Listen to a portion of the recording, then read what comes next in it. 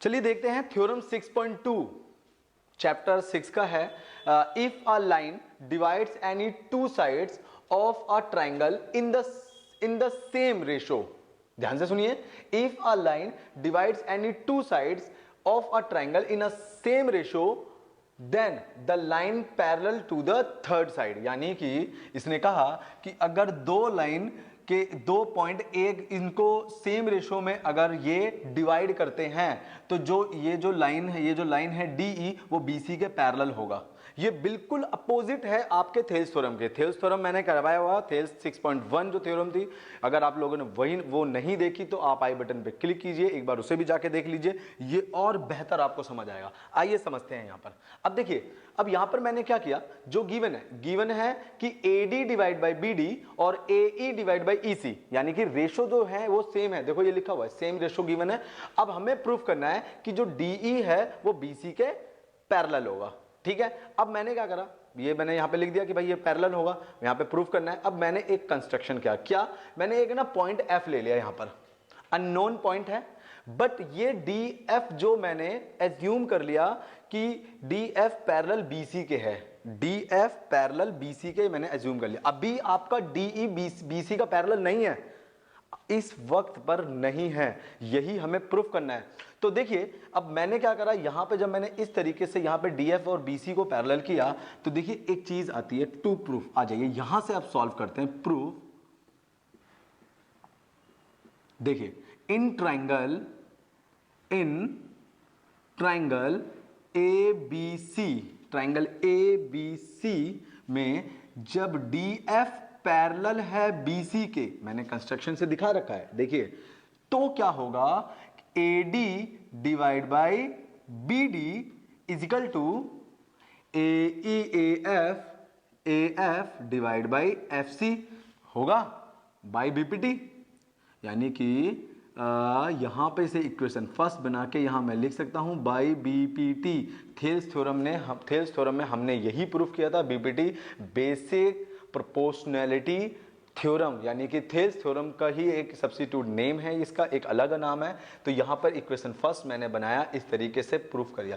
और इसके अंदर एक चीज गिवन है, गिवन क्या है, AD divide by BD equal to AE divide by EC, equation second assume करके, और यहां पे मैं लिख सकता हूं गिवन, ये गिवन है ना, ये देखिए आपके सामने गिवन है, ये देखो। चलिए अब फ्रॉम इक्वेशन एंड फर्स्ट से एक काम करते हैं, from equation first and second से मैं एक काम करता हूं, AD डिवाइड बाई BD और AD डिवाइड बाई BD अगर इसका RHS बराबर है तो इसका LHS भी तो बराबर होगा। तो चलो कर लेते हैं, AF divide by FC equal to AE divide by EC हो गया, ये इसके बराबर हो गया, जबकि ये इसके बराबर है। अब चलिए हम एक काम और करते हैं, इन दोनों में एडिंग वन बोथ साइड, अगर मैं दोनों में अगर मैं एक जोड़ दूं तो क्या इफेक्ट पड़ता है। चलिए आइए आगे चलते हैं।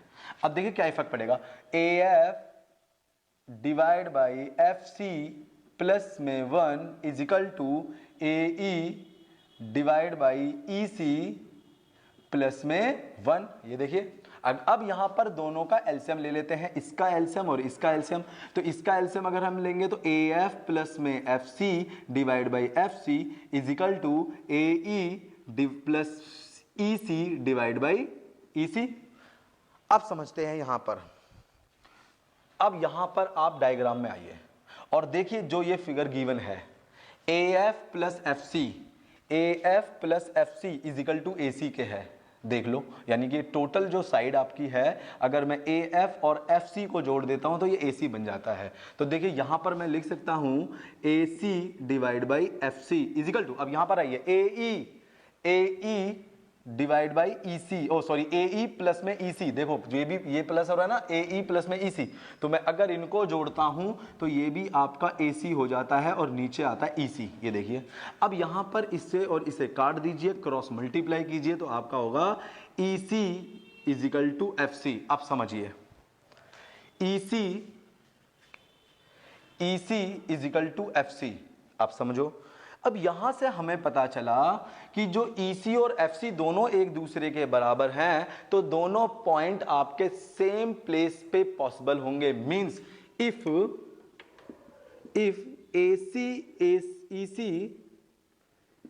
EC is equal to FC, then F and E point on same place पे है ना। सो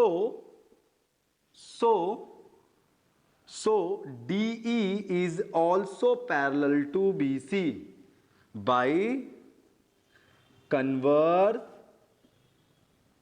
converse of BPT।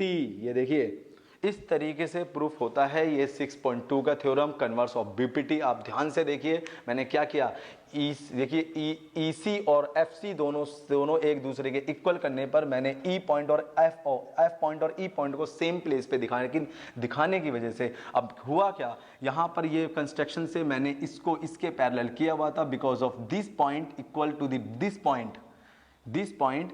तो अब यहां पर जो DE जो पॉइंट होगा वो अपने आप BC के पैरेलल हो जाएगा, क्योंकि मैंने दोनों पॉइंट्स को इक्वल कर दिए थे। ये देख लीजिए आपके सामने है 6.2 थ्योरम, आपकी converse of Thales theorem. Video pause करके आप नोट भी कर सकते हैं।